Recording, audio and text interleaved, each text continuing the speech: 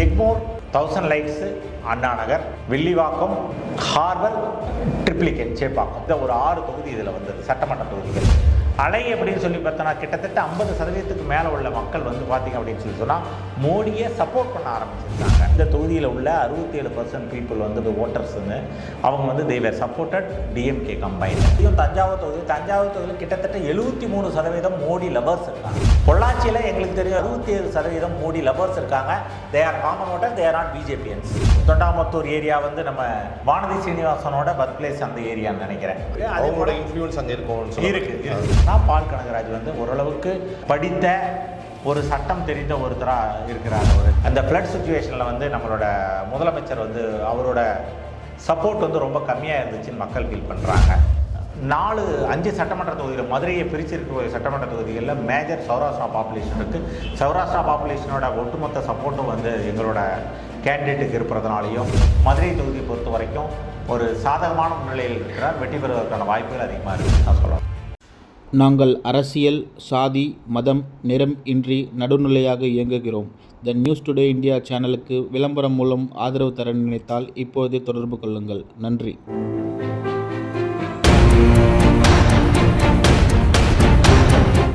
வணக்கம். உங்களுக்கு பேங்க்கில் வேலை செய்ய கனவு இருக்கா? உங்களோட கிராஜுவேஷன் 50% மேல இருக்கா?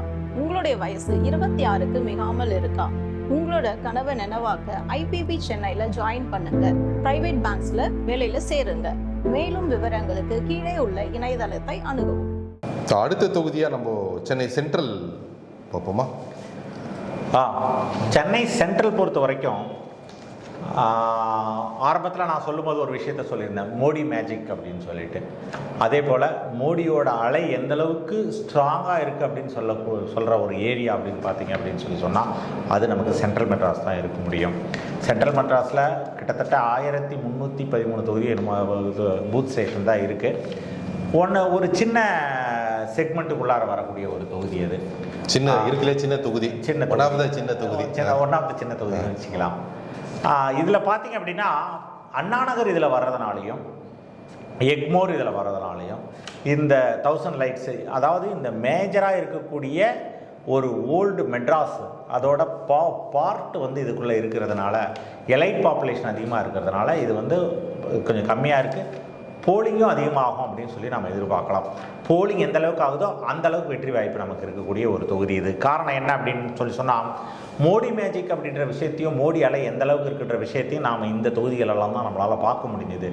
நம்மளோட கட்டமைப்பு ஆர்கனைசேஷன்லாம் நம்ம எவ்வளோ ஸ்ட்ரென்த் இருக்குது, நம்ம எந்த அளவுக்கு உள்ளே போகிறன்றதை விட கூட பிரச்சாரங்கள் எந்த அளவுக்கு நடக்குன்றதை விட கூட இங்கே என்ன நடக்குது அப்படின்னு சொல்லி சொன்னால் மோடிக்கு இருக்கக்கூடிய பிரதமருக்கு இருக்கக்கூடிய செல்வாக்கு 10 ஆண்டுகளோட ரிப்போர்ட் கார்டு அப்படின்னு நம்ம எடுத்துக்கிறோம் அப்படின்னு சொல்லி சொன்னால் எந்த அளவுக்கு இந்த கவர்மெண்ட் நடந்திருக்கு. ஊழல் இல்லாமல் ஒரு ஒரு என்ன சொல்றது ஒரு விதமான புனிதமான ஒரு நிலை இந்த கவர்மெண்ட் வந்து கரெக்டாக தான் நடத்தி கொண்டுட்டு போயிருக்கிறாங்க அப்படின்ற மாதிரி ஒரு செக்மெண்ட் ஆஃப் பீப்புள் ஃபீல் பண்ணுறதுனால நமக்கு அந்த தொகுதியை பொறுத்த வரைக்கும் என்ன அப்படின்னா இது ஒரு மோடி மேஜிக்கோடு இருக்கக்கூடிய ஒரு சர்ப்ரைஸ் தொகுதியாக தான் நம்ம பார்க்குறோம்.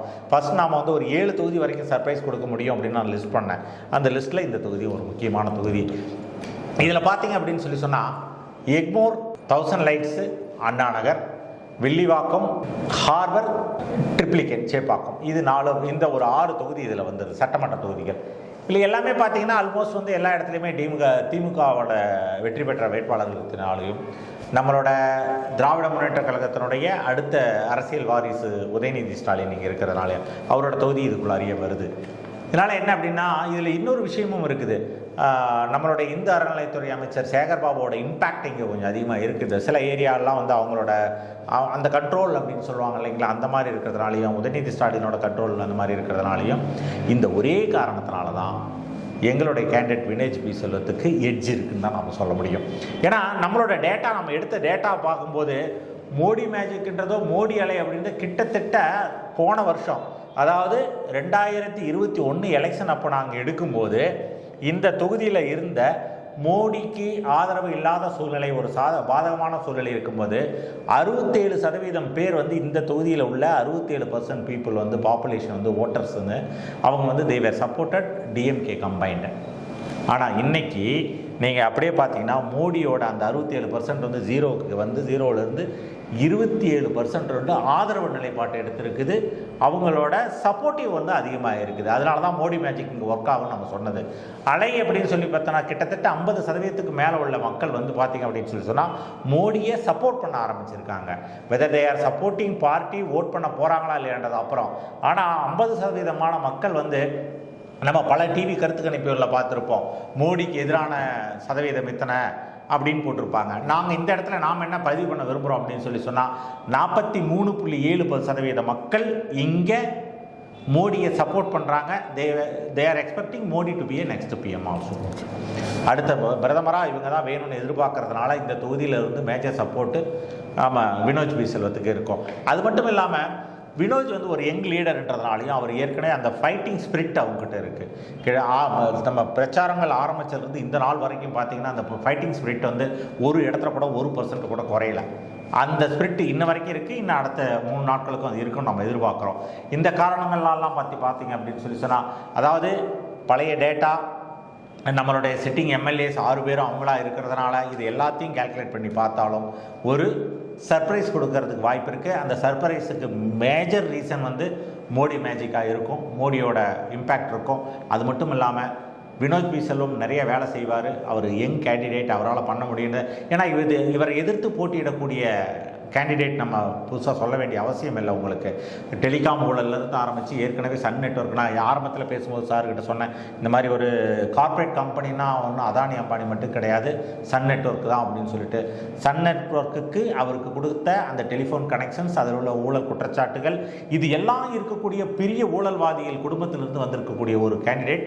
அதை எதிர்த்து நிற்கக்கூடியது எங்கள் சைடில் இருக்கக்கூடிய வினோத் பி செல்வம். க்ளீன் ஹேண்ட், அதே சமயத்தில் ஒரு விதமான யங் சாப், அவரால் சில விஷயங்கள் பண்ண முடியும். அவர் ஓடி ஆடிட்டு இருக்காரு. நம்ம சவுத் மெட்ராஸில் எந்த அளவுக்கு நம்ம சொன்னோமோ அந்த கேண்டிடேட்டை வெளியில் துரத்துறாங்கன்னு சொல்லிட்டு அதே மாதிரி தயாநிதி மாறனுக்கும் நேர்ந்திருக்குது. பல்வேறு இடங்களில் அவரையும் உள்ள விடாமல் இருந்திருக்கிறாங்க. இது எல்லாம் வச்சு பார்க்கும்போது எங்களுக்கு மோடி மேஜிக் ஒர்க் அவுட் ஆகி எங்களோட கேண்டிடேட் வெற்றி பெறுவதற்கான வாய்ப்பு அதிகமாக இருக்குது. அடுத்த தொகுதியாக நம்ம பொள்ளாச்சியை பார்ப்போம். பொள்ளாச்சியில் வந்து ஆல்ரெடி நீங்கள் சொன்னபடி உங்களோட ஸ்டார் மேஜிக் அப்படின்ற மாதிரி, மோடி மேஜிக் அப்படின்ற மாதிரி சொல்லியிருந்தீங்க. அந்த மேஜிக் எப்படி நடக்க போகுது? எந்த மாதிரியான டேட்டா அங்கே நமக்கு இருக்குது? அந்த மேஜிக் நடக்கிறதுக்கான சாத்தியக்கூறுகள் என்னென்ன? ஆக்சுவலி என்ன அப்படின்னா, இந்த தொகுதியை பார்க்கும்போது தஞ்சாவூருக்கு எப்படி சொன்னோன்னா அதே போல தான். தஞ்சாவூர், பொள்ளாச்சி இந்த 2 தொகுதியுமே நாங்கள் பார்க்கும்போது மோடி மேஜிக்ன்றது எப்படி ஒர்க் ஆகுது அப்படின்னு சொல்லி சொன்னால், 2019 நாம் இதே போல் டேட்டா எடுக்கும்போதும், 2014 எடுக்கும்போது, 2021 இந்த 3 டைம் பார்க்கும்போது நமக்கு எப்படி இருந்ததுன்னா, மோடி ஹேட்டர்ஸ் அப்படின்னு இருப்பாங்க. இப்போது இந்த இதில் மோடி மேஜிக்னு நாங்கள் ஏன் அப்படி சொல்கிறோம் அப்படின்னு சொல்லி சொன்னால், அந்த ஹேட்டர்ஸில் போயிட்டு நெகட்டிவ்க்கு வந்துட்டு திருப்பி பாசிட்டிவாக Modi supporters, Modi lovers take in to Modi magic. இந்த மாதிரி இருக்கிறதுல பொள்ளாச்சி தொகுதியிலையும் தஞ்சாவூர் தொகுதியில் கிட்டத்தட்ட 73% மோடி லவர்ஸ் இருக்காங்க. பொள்ளாச்சியில் எங்களுக்கு தெரியும் 67% மோடி லவர்ஸ் இருக்காங்க. They are common voter, they are not BJPians. இந்த ஒரே விஷயத்தை வச்சு தான் நம்ம திருப்பி சொல்கிறோம் மோடி மேஜிக்னா என்ன அப்படின்றத நம்ம சொல்கிறோம். மோடி மேஜிக்ன்றது it is not based on like நம்ம ஒரு இப்படி எங்கள் கேண்டிடேட் இருக்காங்க, கேண்டிடேட்டுக்கே தெரியாத இந்த மோடி மேஜிக் இருக்கும்போது நாங்கள் சொல்கிறது வந்து என்ன அப்படின்னா, மோடி மேஜிக் இந்த லெவலுக்கு இருக்குது அப்படின்னு நம்ம சொல்கிறோம். அந்த பொள்ளாச்சியில் சொல்ல வந்தீங்க, அந்த கேண்டிடேட் வந்து ரொம்ப சிம்பிளான பர்சனாலிட்டி, நிறைய விஷயங்கள் அவரை பற்றி நம்ம பேசணும். வசந்தராஜன் அப்படின்னு சொல்லிட்டு எங்களோட அந்த கேண்டிடேட்டை வந்து ஒரு ஸ்கூல் நடத்துகிறாங்கன்னு நினைக்கிறேன். அவங்களோட ஹம்பிள் பேக்ரவுண்ட் அப்படின்றத விட ஒரு ஹம்பிள் பர்சனாலிட்டி. நீங்கள் ஈவன் ஊடகவியலாளர்கள் யாராவது போனாங்கன்னா கூட அவங்களோட வந்து ஈஸி அப்ரோச் இருக்கும் அப்படின்றது தான் நம்ம இது நாங்கள் சொல்லலைங்க. இதை மோடி மேஜிக் எப்படி எதிர்த்தோமோ அதே போல் நாங்கள் எடுத்த டேட்டாவிலேருந்து எங்களுக்கு கிடைச்ச விவரம் என்ன அப்படின்னு சொல்லி சொன்னால், easy approachable, young and dynamic personality, அவரால் வந்து ஒரு மாற்றத்தை கொடுக்க முடியும்னு சொல்லிட்டு பொள்ளாச்சி மக்கள் விரும்புகிறாங்க. ஸோ அதை வச்சு தான் நம்ம சொல்கிறோம், அந்த வசந்தராஜன்றவங்க வந்து எந்த அளவுக்கு அவங்க உள்ள பெனட்ரேட் ஆகியிருக்கிறாங்க அப்படின்றது மக்கள் சைடில் இருந்து அந்த விஷயங்கள். இதில் என்னென்னா, தொண்டாமுத்தூர், கிணத்துக்கடவு இந்த 2 தொகுதி இருக்குது. தொண்டாமுத்தூர், கிணத்துக்கடவு இது 2லையும் பார்த்தீங்கன்னா, தொண்டாமுத்தூர் சைடு வந்து உங்களுக்கு ஒரு ஐ திங்க் தொண்டாமுத்தூர் ஏரியா வந்து நம்ம வானதி சீனிவாசனோட பர்த் பிளேஸ் அந்த ஏரியான்னு நினைக்கிறேன். அதனால அவங்களுக்கு கொஞ்சம் ஸ்ட்ராங் ஹோல்டு இருக்குது. அவங்களோட இன்ஃப்ளூயன்ஸ் அங்கே இருக்குது. அங்கே ஒரு பட் அங்கே வந்து ஒரு பர்டிகுலர் இஷ்யூ இருக்கு. அந்த ரயில்வே ட்ராக்கை வந்து எடுத்துட்டாங்க, அதுக்கப்புறம் திருப்பி போட்டு கொடுக்கவே அப்படின்லாம் பெரிய கம்ப்ளைண்ட் இருக்கு.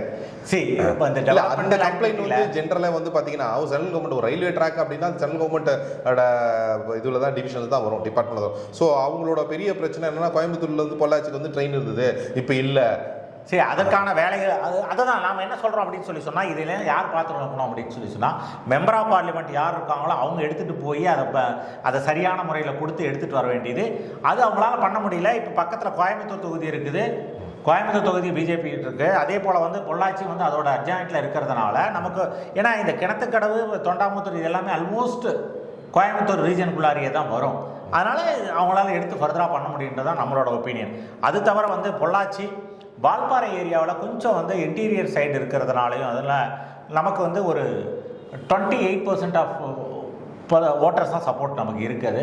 ஆனால் எங்களோட வேட்பாளரோட விசிட்டுக்கு பின்னால் அது இன்க்ரீஸ் ஆகிருக்கிறதா எங்கள் டேட்டா வந்துச்சு, அது இன்னும் நம்ம அனலைஸ் பண்ணலை. ஸோ அது வந்து அது அப்படி இருக்குது. அதுக்கப்புறம் மடத்துக்குளம் ஏரியாவும் நன்னதான் இந்த தொண்டாமுத்தூர் மாதிரியான ஒரு சுச்சுவேஷனில் இருக்கக்கூடிய ஏரியா ஃபுல் சப்போர்ட் வந்து எங்களோட கேண்டிடேட்டுக்கு இருக்குது. ஓவராலாக பார்த்தோம் அப்படின்னு சொல்லி சொன்னால் ஒரு 40லேருந்து 45 ஓட்டுகள் வித்தியாசத்தில் ஓட் வந்து அவரால் எடுத்துக்க முடியும். ஜெயிக்கிறதுக்கான வாய்ப்புகள் வந்து ரொம்ப அதிகமாக இருக்குது. அதை எப்படி அப்படின்னு சொல்லி சொன்னால், நான் முதல்ல சொன்ன மாதிரி இந்த மோடி மேஜிக், மோடி அலை தான் அவரை வந்து ஃபர்தராக கொண்டுட்டு போகும். மேற்கொண்டு வந்து எங்களோட மாநில தலைவர் அண்ணாமலையோட தொகுதி பக்கத்தில் அவரோட பிரச்சாரம் அங்கே இருக்கிறதுனால அது, ஏன்னா எப்படியுமே அந்த பாப்புலேஷன் வந்து அவங்க அந்த அண்ணாமலை இருக்காரு, இவங்க வானதி சீனிவாசன் இருக்காங்க, இவரோட பர்சனல் இன்ஃப்ளூயன்ஸ் இருக்குது. இது மூணும் சேர்ந்து அந்த இடத்துல வந்து மோடி அலை, இது மூணையும் மேலே மோடி அலையும் மோடி மேஜிக்கும் இங்கே இருக்கிறதுனால கண்டிப்பாக வந்து நமக்கு ஒரு வெற்றி வாய்ப்பு உள்ள தொகுதியாக தான் நம்ம பார்க்குறோம் பொள்ளாச்சியை பொறுத்த வரைக்கும். நன்றி. அடுத்தது இந்த நார்த் மெட்ராஸ் பற்றி சொல்லுங்கள் திரு செந்தில் அவர்களே. வட சென்னை பொறுத்த வரைக்கும் நமக்கு எங்களோட சைட்லேருந்து ஒரு இன்டலெக்சுவல், ஒரு குறிப்பிடத்தக்க ஒரு சட்ட வல்லுனர் பால் கனகராஜ் அவர்கள் போட்டியிடுறாங்க எங்கள் சைட்லேருந்து. இதில் என்ன இப்போ அப்படின்னு பார்த்தோம் அப்படின்னு சொல்லி சொன்னால், ஈவந்தோ ஒரு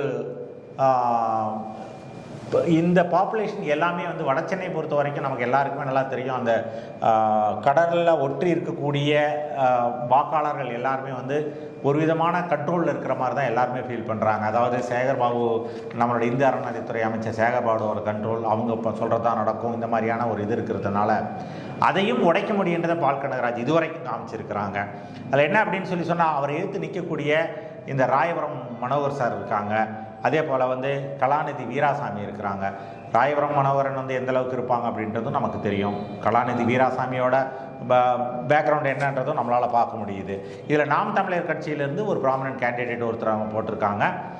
ஸோ இந்த 4 கட்சிகளுடைய கேண்டிடேட், நம்மளோட கேண்டிடேட்ஸை பொறுத்த வரைக்கும் பார்த்தோம் அப்படின்னு சொல்லி சொன்னால், பால் கனகராஜ் வந்து ஓரளவுக்கு படித்த ஒரு சட்டம் தெரிந்த ஒருத்தராக இருக்கிறார் அவர். இதில் என்ன அப்படின்னு சொல்லி பார்த்தோன்னா, எகைன் திருவெற்றியூர், ஆர்கே நகர், பெரம்பூர், கொளத்தூர், திருவிக நகர் அண்ட் ராயபுரம், இது 6 தொகுதி இதில் வருது. இதில் நம்ம புதுசாக ஒன்றும் சொல்கிறதுக்கு ஒன்றுமே இல்லை.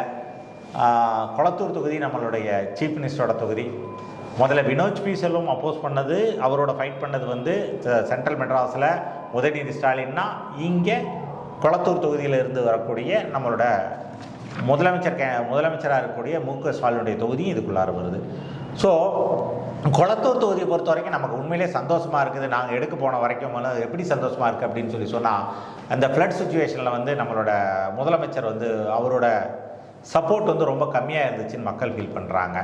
அந்த 4000 கோடி விஷயத்துலேயும் சரி, அதுக்கப்புறம் ஆனதும் சரி, இன்றைக்கி நீங்கள் போய் கொளத்தூர் தொகுதியை விசிட் பண்ணாலும் உங்களுக்கு அந்த இன்ஃப்ராஸ்ட்ரக்சர் எப்படி இருக்குன்றது உங்களுக்கு புரியும். அந்த ஒரே காரணத்தினால வந்து அங்கே கொஞ்சம் அப்போஸ் பண்ணுறதுனால கொளத்தூர் தொகுதியிலும் ஒரு டார்மெண்ட்டான சப்போர்ட் சுச்சுவேஷன் நமக்கு இருக்குது. அதனால் ஒரு ஓட்டு வந்து கணிசமான ஓட்டு நம்மளால் அந்த தொகுதியில் வாங்க முடியும். உங்களோட ஆர்கே நகர் நமக்கு ஏற்கனவே தெரிஞ்சிருக்கும் எந்த அளவுக்கு அது எந்த மாதிரியான ஏரியா அப்படின்னு சொல்லிட்டு. அங்கே இருக்கக்கூடிய உங்களுக்கு 2,48,000 ஓட்டு இருக்குது. ஆர்கே நகரை பொறுத்த வரைக்கும் 2,48,000 ஓட்டு இருக்குது. கிட்டத்தட்ட ஒரு 1,00,000 ஓட்டு வரைக்கும் எங்களோட கேண்டிடேட்டால் வாங்க முடியும் அப்படின்னு நம்ம ஃபீல் பண்ணுறோம். அதே சமயத்தில் வந்து உங்களுக்கு அந்த குப்பம்னு இருக்கக்கூடிய அந்த சீசோரில் இருக்கக்கூடிய அந்த ஏரியாவில் வந்து நமக்கு ஆதரவே இல்லை அப்படின்னு சொல்கிற ஒரு சூழ்நிலையை உருவாக்கியிருக்காங்க. ஆனால் நம்மளோட விசிட்டில் அங்கே போய் பார்க்கும்போதும் சரி, அங்கே மக்களோட பேசும்போதும் சரி, அவங்க கூட டேட்டா கலெக்ட் பண்ணும்போதும் சரி, அந்தளவுக்கு ஒரு நெகட்டிவான ஒரு செக்மெண்ட் இல்லை. அதாவது நாங்கள் எப்போவுமே எப்படி பார்க்குறோம் அப்படின்னு சொன்னால் எங்களோட தொகுதி வேட்பாளர்கள் வந்து ஒரு பிரச்சாரத்துக்கு போகும்போது அதுக்கப்புறம் அவங்க வெளியில் வரும்போது அது எப்படி வருது, அதுக்கான டேட்டா என்ன மாதிரி இருக்குது, நம்மளுக்கு சப்போர்ட் பேஸ் எவ்வளோ இருக்குன்னு தான் பார்க்குறோம். டிராஸ்டிக்காக அண்ட் கிராஜுவலாக இன்க்ரீஸ் ஆகிட்டு தானே இருக்கே தவிர இது வந்து அடுத்த 3 நாளில் நம்மளோட பணி எப்படி இருக்கும் அப்படின்றத பொறுத்த வரைக்கும். அதே போல் வந்து ஆப்போசிட் பார்ட்டியிலேருந்து எந்த மாதிரி ஒர்க் பண்ண போகிறாங்க அப்படின்னா, நீங்கள் இந்த தொகுதியில் இருக்கக்கூடிய அவங்களுக்கு பால் கனகராஜில் கலாநிதி வீராசாமி எப்படி ஒர்க் பண்ணுவார்ன்றது உங்களுக்கும் தெரியும், எல்லாருக்குமே தெரிஞ்ச விஷயந்தான். அவங்களோட அந்த வாக்குக்கு நான் சில விஷயங்கள் வந்து ஓப்பனாக பேசணும் அப்படின்னு நினைக்கிறது இல்லை. காரணம் என்னென்னா, ஈவன்தோ இது எல்லா மக்கள் மத்தியில் இருந்தாலும் கூட பல விஷயங்கள் நம்மள மாதிரி வெளியில் பேசக்கூடியவங்க பேசாத இருக்க வரைக்கும் அதை கண்ட்ரோல் பண்ண முடியும்னு நினைக்கிறோம். நம்ம ஓட்டுக்கு பணம் கொடுக்கறது இந்த மாதிரியான விஷயங்களை எல்லாத்தையுமே நம்ம அப்போஸ் பண்ணக்கூடிய ஆட்கள்.